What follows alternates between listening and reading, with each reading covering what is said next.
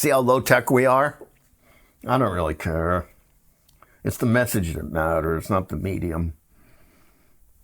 My son asked me this question the other day. He went, I don't get it. How did little itty-bitty, off-the-beaten-path England somehow become a global empire? And of course, part of the solution is that they became the world's first drug dealer empire. Their first drug was tobacco. They later on upgrade to opium. And that's going to generate huge amounts of money. But the real trick that the English did was they figured out, first of all, how to assess victory and defeat in such a way that they learned how to manipulate defeats into little victories. And also in the process, they realized something critical. They could conquer a country and then transfer its wealth to England. All right. Did you hear that? This is what's taught in the high schools and being taught to this young man, his son. This is a good example of Lucifer, the bringer of light. Okay? Using information that he knows, which he thinks is right, to teach young people to hate their own country, to hate other people, diminish their accomplishments. Oh, they're just drug dealers. How do you think they built London?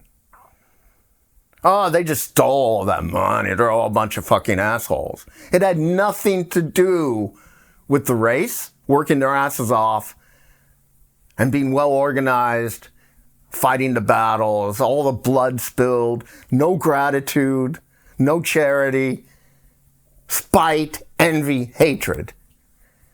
This is how Lucifer spreads his wings and becomes an incubus. And now why is the information manipulative? Because it's wrong. Okay. What he's talking about is the East India Company wasn't as a drug dealer, which is true. But that was like the 1850s. There were like 400 years of English history before that. Go to London, most of the city was built way before the East India Company became dominated by the Rothschilds.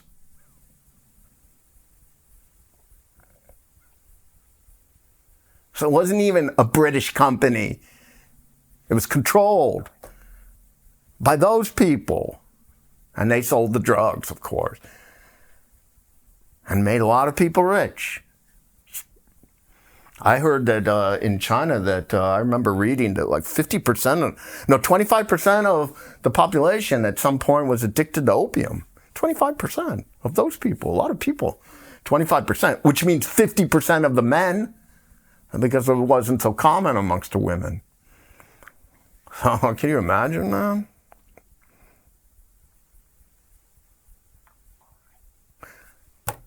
The organization and dedication of and intelligence and hard working and the togetherness and the virtues of the people created England as a wealthy power. It wasn't that they were just stealing money.